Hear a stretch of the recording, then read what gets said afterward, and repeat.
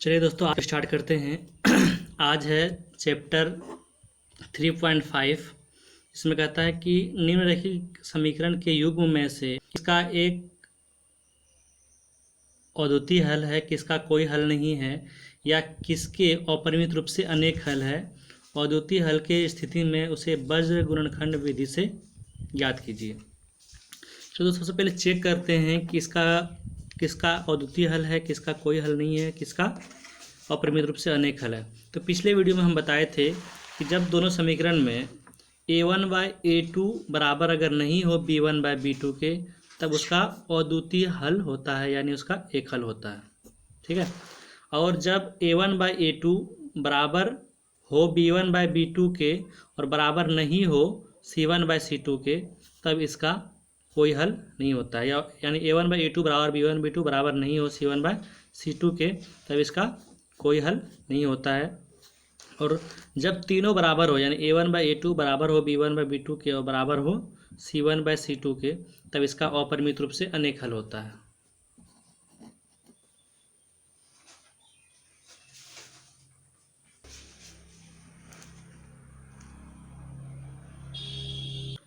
दोस्तों, वज्र गुणनखंड विधि से समीकरण का हल निकालने का सूत्र होता है x/y b1c2 माइनस b2c1 बराबर y/c1a2 माइनस c2a1 बराबर 1/a1b2 माइनस a2b1। इसको आप इस तरह से याद रख सकते हैं। कोई सर्कल में आप ABC लिख सकते हैं और यहाँ से हमेशा B स्टार्ट करना है, तो B से, तो B के बाद आएगा C, तो हमेशा लिखना है पहले BC। तो BC भी लिखने का दो तरीका है। पहले BC 12 यानी BC 12 फिर BC 21। पहली बार में लिखना है B1C2 माइनस B2C1। उसके बाद क्या आएगा C और A, फिर लिखना है C1A2 माइनस C2A1, फिर आएगा AB। तो लिखेंगे A1B2 माइनस A2B1। इस तरह हम लोग सूत्र याद रख सकते हैं। चलिए अब सवाल बनाते हैं। सवाल है x minus 3y minus 3 equal to 0 और 3x minus 9y minus 2 equal to 0। तो इसमें सबसे पहले चेक करना बोलता है कि किसका कितना हल है। पहले चेक कर लेते हैं। यहाँ पे इसको बोलते हैं A1 B1 C1 A2 B2 C2। तो A1 का मान दिया हुआ 1, B1 का मान दिया हुआ -3 और C1 का मान भी दिया हुआ -3। A2 का मान दिया हुआ 3, B2 का मान दिया हुआ -9 और C2 का मान दिया हुआ -2। तो चेक करते हैं अनुपात निकाल के। A1/A2, A1 का मान है 1 और A2 का मान है 3। B1/B2, तो B1 का मान है -3 और B2 का मान है -9। तो माइनस कट जाएगा, इसको कटाएंगे तो 1/3 ही आएगा। तो और C1/C2 अगर निकालेंगे तो C1 का मान है -3 और C2 का मान है -2। उसको कटाएंगे तो ये 3/2 आ गया। यहाँ A1/A2 भी 3 आया है, 1/3 आया है, और B1/B2 भी 1/3 आया है। यानी A1/A2 बराबर है B1/B2 के, बराबर नहीं है C1/C2 के। जब A1/A2 बराबर हो B1/B2 के बराबर नहीं हो C1/C2 के, इस स्थिति में इसका कोई हल नहीं होता है, इसलिए इसको आगे नहीं बनाएंगे। चलिए दूसरा नंबर सवाल देखते हैं। दूसरा नंबर सवाल है 2x + y = 5 और 3x + 2y = 8। तो इसमें भी अनुपात निकाल लेते हैं। A1/A2, तो A1 का मान ये होता है, A1 का मान है 2, A2 का मान ये होता है, A2 का मान है 3। अब B1/B2, तो B1 का मान है यहाँ पे 1 और B2 का मान है 2। तो यहाँ पे देख रहे A1/A2 बराबर नहीं है B1/B2 के, तो हम बोल सकते हैं कि इसका अद्वितीय हल है। A1/A2 बराबर नहीं है B1/B2 के, तो इस स्थिति में इसका होता है अद्वितीय हल, यानी एक हल। अतः इसका अद्वितीय हल है। इसका सबका मान लिख लेते हैं। A1 का मान हो जाएगा 2, B1 का मान हो जाएगा 1, C1 का मान देखिए दोस्तों, इसको इस पार लाना पड़ेगा। जब इसको +5 है, इसको इस पार लाएंगे तो ये हो जाएगा -5। अब A2 का मान की अगर बात करें तो A2 का मान हो जाएगा 3, B2 की मान की बात करें तो B2 का मान हो जाएगा 2, और C2 की मान की बात करें तो ये 8 इस पार में है। जब ये लिखते हैं इस पार ला करके लिखते हैं, तो इसको जब इस पार लाएंगे तो ये हो जाएगा -8। अब इसका सूत्र जो होता है x by x equal to होता है b1c2 माइनस b2c1 बराबर y by c1a2 minus c2a1 equal to a1b2 minus a2b1। अब इस सूत्र पे सभी का मान पुट कर देते हैं। दोस्तों सभी का मान यहाँ पुट कर दिए हैं। b1 का मान है 1 माइनस c2 का मान है -8, तो जो चीज़ माइनस में रहेगा उसको ब्रैकेट में लिखेंगे। यहाँ माइनस सूत्र से होता है 2, यानी b2 का मान है 2 इंटू c1 का मान है -5 equal to y bye c1 का मान है -5 इंटू a2 का मान है 3 माइनस ये c1 का मान -8 है, इसको ब्रैकेट में लिखेंगे, इंटू a1 का मान है 2। सबका मान यहाँ पे जितना भी था सबको पुट कर दिया। अब इसको गुना करते हैं। x बाय -8 को 1 से गुना करेंगे तो हो जाएगा -8, यहाँ एक माइनस और एक माइनस यहाँ तो ये मिलकर हो जाएगा प्लस, और 5 को 2 से गुना करेंगे तो ये हो जाएगा 10 इक्वल टू y -5 और 3 गुना करेंगे तो ये हो जाएगा -15।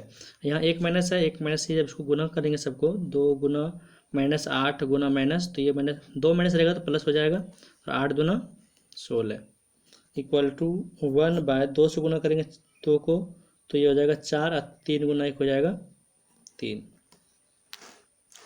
तो x -8 प्लस 10 तो ये हो जाएगा +2 बराबर y बाय -15 और +16 तो ये हो जाएगा +1 बराबर, और 4 में से 3 जाएगा तो बच जाएगा 1। तो अब क्या करना है कि यार इसको एक बार बराबर कर देना है इसके, और एक बार y को बराबर कर देना है इसके। तो लेंगे x/2 इक्वल टू 1/1, इसको क्रॉस मल्टीप्लाई करोगे तो ये हो जाएगा x 1 गुना x और 2 गुना 1 2, तो x का वैल्यू आ गया 2। अब क्या करना है, एक बार y को बराबर कर दो, तो y/1 बराबर है 1/1, इसको क्रॉस मल्टीप्लाई करोगे तो y बराबर आ जाएगा 1। x का वैल्यू 2 निकल गया, y का वैल्यू 1 निकल गया। अगला सवाल है 3x - 5y इक्वल टू 20 और 6x - 10y इक्वल टू 40। तो सबसे पहले a1 a2 और b1 b2 c1 c2 का मान लिख लेते हैं। तो a1 का मान है 3, a2 का b1 का मान है -5 और c1 इसको इधर लाएंगे, ये इधर +20 है, इधर आके होगा -20। सबका मान पहले लिख लेते हैं। सबका मान लिख ले, a1 का मान 3, b1 का मान -5 और c1 का मान -20, a2 का मान हो गया 6 और b2 का मान हो गया -10 और c2 का मान हो जाएगा -40, क्योंकि इधर बराबर के साइड में 40 है, जब इस बार लाएंगे तब हो जाएगा -40, क्योंकि जब भी सभी अंक जो होना चाहिए इस तरफ होना चाहिए। ठीक है, तो अब इसको हल करते हैं। a1/a2 का मान देखते हैं कितना आता है, a1/a2, तो a1 का मान है 3, a2 का मान है 6, इसको जब कटाओगे तो ये आ जाएगा 1/2। b1/b2 की अगर बात करें तो b1 का मान है 5 -5 और b2 का मान है -10, माइनस कट जाएगा, 5 से कटाओगे इसको तो ये भी आ जाएगा 1/2। और c1/c2 की बात करें तो c1 का मान है -20 और c2 का मान है -40, ये माइनस खत्म हो जाएगा, 20 से 40 कटाओगे तो 1/2 आ जाएगा। तो यहाँ a1/a2 b1/b2 c1/c2 सब बराबर है, तो हम बोल सकते हैं इसका अपरिमित रूप से अनेक हल है। a1/a2 b1/b2 बराबर c1/c2, इसलिए इसका अपरिमित रूप से अनेक हल है। इससे आगे हमको नहीं बनाना है, क्योंकि क्वेश्चन में ये कहा था कि जिसका अद्वितीय हल है सिर्फ उसको बीजगणित विधि से हल कीजिए।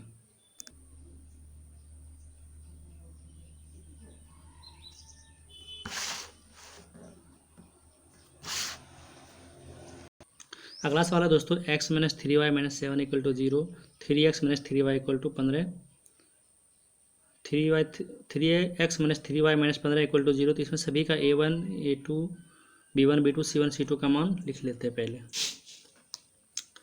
सबका मान यहाँ पे लिख दिए, और सबका a1/a2 b1/b2 को जब पुट किए तो a1/a2 का मान है 1/3, b1/b2 का मान है 1/1, यानी a1/a2 बराबर b1/b2 नहीं है, इसलिए इसका अद्वितीय हल है, यानी इसका मात्र एक हल है। और अगर एक हल रहता है तो इसको जो है वज्रगुणनखंड विधि से हमको हल करना है। चलो इसको हल करते हैं।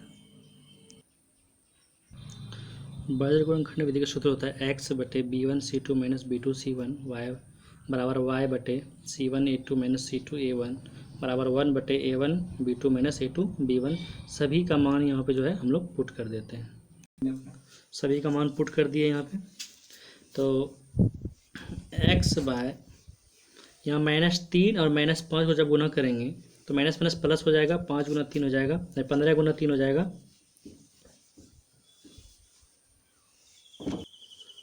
प्लस 45 माइनस, यहाँ सूत्र से माइनस है, ये माइनस माइनस मिलकर हो जाएगा प्लस, 7 या 21 बराबर y बाय -7 गुना 3 करेंगे तो ये हो जाएगा -21 और बीच में माइनस है और यहाँ भी माइनस है तो ये माइनस माइनस मिलकर प्लस हो जाएगा, 15 गुना 1 हो जाएगा 15 बराबर 1 बाय -3 गुना 1 हो जाएगा -3, यहाँ एक माइनस और एक माइनस इसमें भी है तो माइनस माइनस हो जाएगा प्लस, 3 गुना 3 हो जाएगा 9।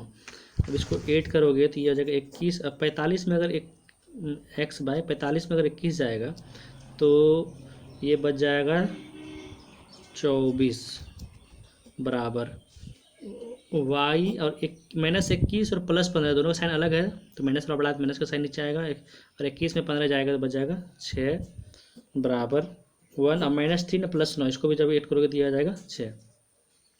एक बार क्या करना है, x के बराबर इसको कर देना है, एक बार y के बराबर इसको कर देना है। तो x बटे 24 बराबर 1/6। आप चाहो तो इसको कटा, यही भी कटा सकते हो नीचे बाय नीचे से, 6 से एक बार में खिलाओगे 6 कम 6, 6 चौके 24 तो ये हो गया x बाय 4 बराबर 1/1, इसको क्रॉस मल्टीप्लाई करो, x गुना 1 x और 4 गुना 1 4, तो x का वैल्यू निकल गया 4। अब y का वैल्यू निकालते हैं, y आया y -6 = 1/6, तो यहाँ भी 6 कट जाएगा तो बच जाएगा y बटे -1 = 1/1, इसको भी क्रॉस मल्टीप्लाई कर दो तो 1 गुना y हो जाएगा, -1 गुना 1 हो जाएगा -1, तो y का वैल्यू आ गया -1।